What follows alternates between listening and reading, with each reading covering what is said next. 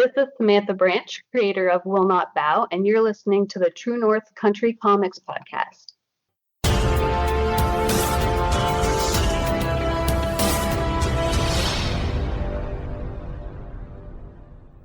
Welcome to a special edition of the True North Country Comics podcast, dedicated to promote Canadian comic book creators and supporters.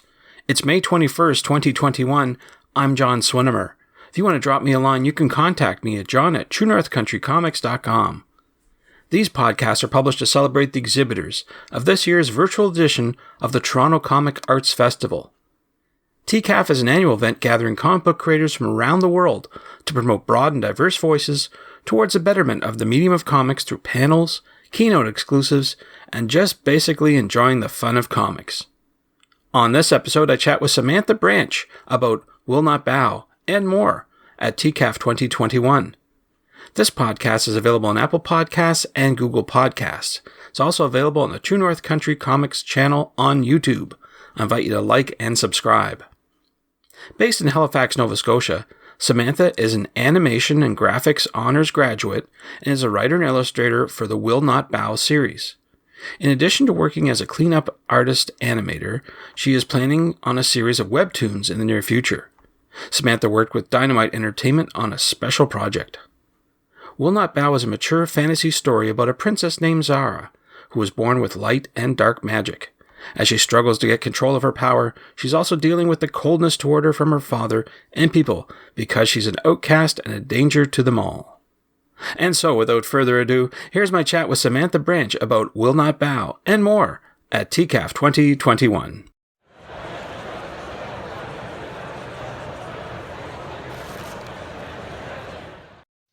So, Samantha Branch, thank you very much for taking time to chat with me. Thank you for having me. I appreciate your time. What I normally do to start off the interview is ask the creator about their first comic book. So I wonder if you remember, what was the first comic book that you read? It's a very tough question. To be honest, I was into comics growing up. I remember having Archie comics, but I wouldn't necessarily read them. Instead, I just really flipped through them and looked at the pictures. Mm-hmm. I grew up playing video games like Tomb Raider on PlayStation 1 being the go-to. My sister actually had this Wizard magazine that I would flip through and came across this illustration that I loved, but had no idea who the artist was. And it was actually Aspen Matthews from Michael Turner's Fathom series. Oh, okay. Yeah. Yeah. And so this one time my sister actually left for, I think it was a school trip or something. She had actually come back home with Tomb Raider and Witchblade crossover comic from Top Cat. And Michael Turner was the artist. And since then, I was obsessed with anything he did. Okay. I was going to say that later on, that your work does remind me a bit of Michael Turner. So that's very interesting. Good stuff. So that's definitely great influences when you're growing up, but who influences your work today? I don't really read any of like the mainstream like hero, like Superman and stuff like that. I don't really keep up with those ones. But other than being on Kickstarter, really, I discovered there's a lot of talent in the indie industry. And I've come across comics like Rovers from Mick Byers, White Ash, written by Charlie Stickney and Connor Hughes. And actually, they're now published through Scout Comics. And I've been trying to get more into webtoon comics and just like web comics in general, like Lore Olympus, The Little Trash Maid, and My Giant Nerd Boyfriend. Easy reads like that. Yeah. Very good stuff. Cool. So we're here talking under the context of the Toronto Comic Arts Festival. So with that in mind, I'm wondering if you have any favorite convention or festival moments you like to share. It's really hard to pick a favorite moment from a convention. I haven't gone as just an attendee. I've been in Artist Alley. And really off the top of my head, my favorite memory is meeting a couple of the cast members from Buffy the Vampire Slayer. Whenever they are a guest there, I always have to go and get a picture with them because grew up with Buffy, big influence and big inspiration. But As for the artist gallery memories, I love seeing familiar faces and seeing their excitement for like either a new issue or a new print or whatever I have that year. But also like meeting new people that stop by to say hi. Um, in 2019, actually, we traveled across Canada to Victoria for Cap City Comic Con. It was my first Hmm. time on the West Coast, the furthest I've traveled for a convention, but it was a lot of fun and a great experience. Yeah, I haven't gotten out there yet, but I hear a lot of good things about the West Coast Hmm. for sure. So it's something to check Yeah. out. The other thing I noticed during TCAF that you and other maritime creators had a kitchen party over Zoom. So first, I want to ask you how that turned out, and then maybe you could explain to others what a kitchen party is all about. Um, Really, it was my first time doing a Zoom kitchen party kind of thing. I nice. It's definitely not the same as just attending a convention and meeting people face to face. It was surprisingly kind of quiet, but it was a great way to at least get up there and see who else was attending PCAF and what they were working on and stuff. Um, but yeah, I would definitely do it again. I, How would you describe a regular kitchen party to someone? Like, I would assume that you just go into a kitchen and throw balloons around. What does that typically entail? well, what we did was actually we were separated into our own different rooms, so we weren't exactly talking amongst each other. I think we could have like jumped around if we wanted to, but everybody kind of had their own group of people come and hang out with them, and then random people from anywhere could join in on the Zoom call and come and chat about comics and see what you're working on. And some people were working on like their project. Some people were having like a party and listening to music and stuff like that. But for me, I was just working on my colors for my comic and just trying to be productive. So no Digby clams or scallops were involved in this at all. No. No, sorry. Okay. Okay, I'm just goofing around.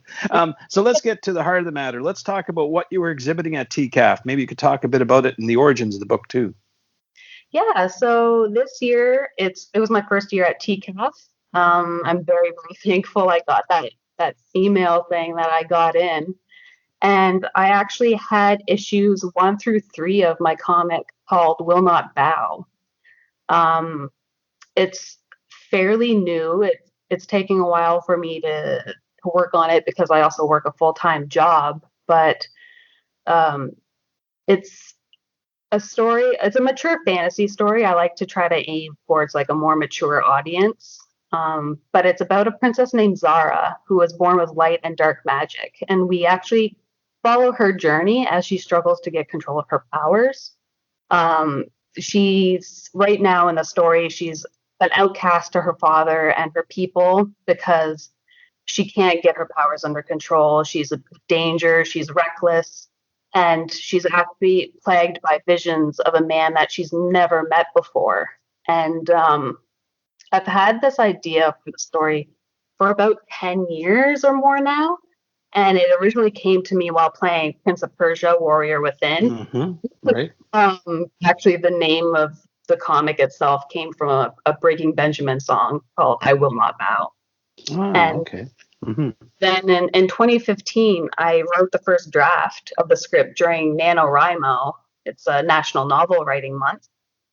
And I believe it was 2017 that I finally actually got started in making the comic itself. So there's been like quite a bit of a gap in between each stage, but since then I've been working on getting this story out. Very good. Very good. I want to switch gears a wee bit and talk about the tools that you use to create your art. I wonder if you could let everyone know if you're a traditional or digital artist too. I really do like traditional art, though ink scares me. There's no Hmm. undo button. There's no like if you mess up, you have to start over. So for the comic and a lot of my work, I do digital work, and I actually use Clip Studio Paint.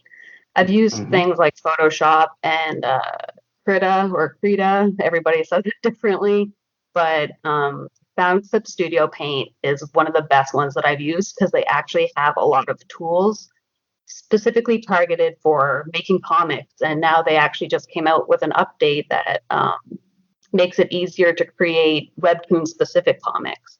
Ah, okay, good. Very good.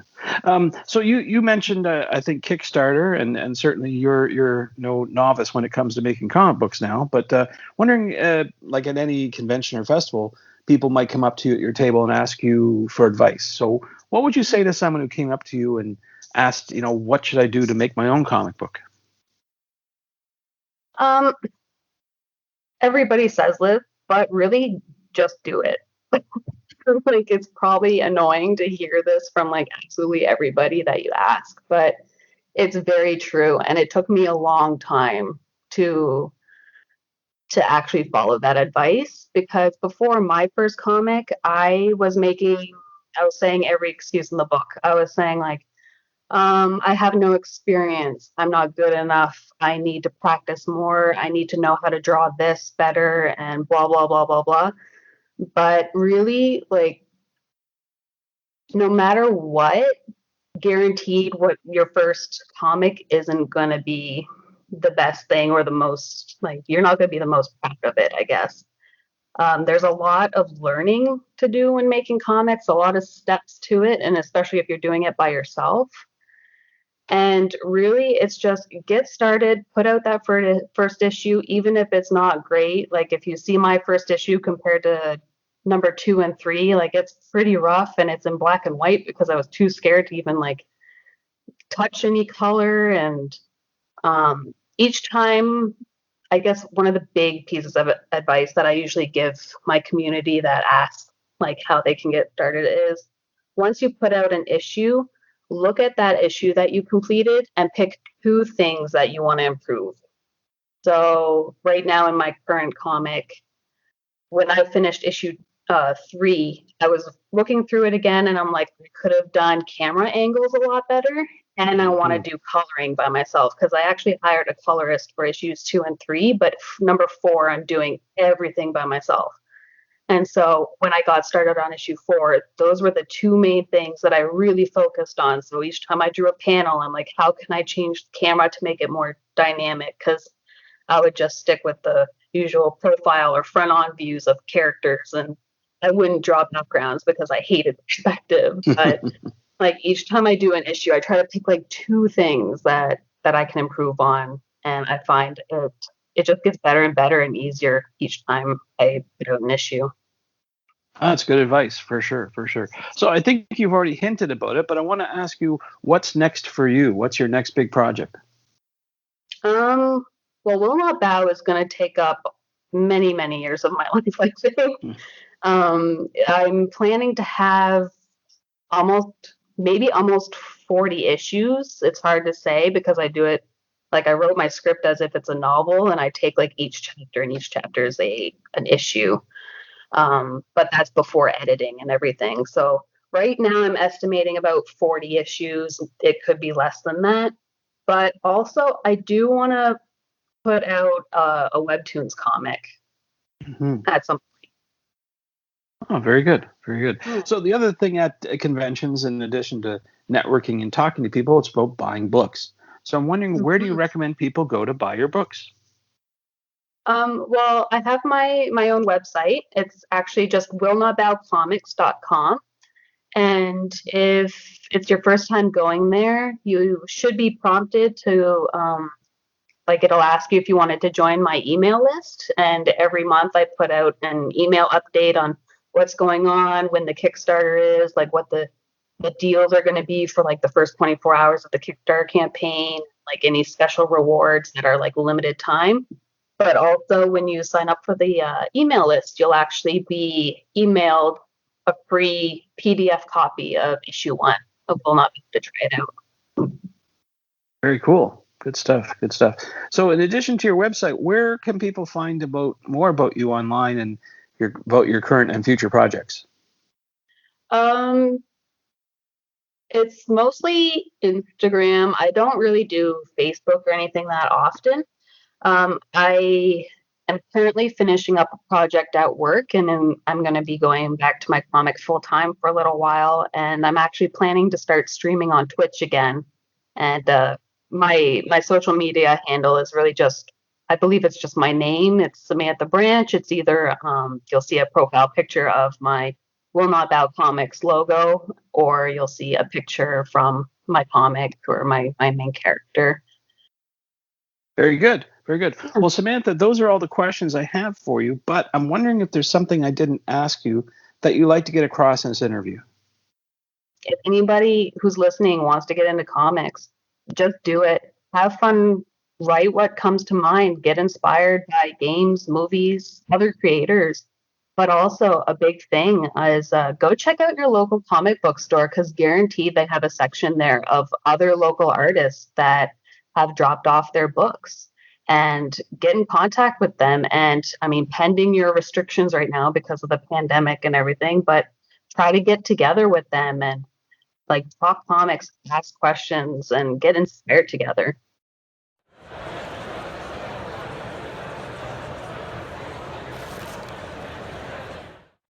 Thanks to Samantha for the chat. You can discover more about Samantha on Twitter at Samantha_Branch. You can discover more about Will Not Bow Comics online at willnotbowcomics.com. And thanks to you for listening to the True North Country Comics Podcast. If you haven't done so already, please subscribe to and like this podcast on Apple Podcasts. And please leave a good rating. Also check out the TrueNorthCountryComics.com website and follow along on Twitter at True North Comics. True North Country Comics is now on YouTube. Please like and subscribe to that video channel. Please send your feedback to John at TrueNorthCountryComics.com. Thanks again for listening, and come back soon for another episode. Bye for now. True North Country Comics Podcast is copyright True North Country Comics, copyright 2021.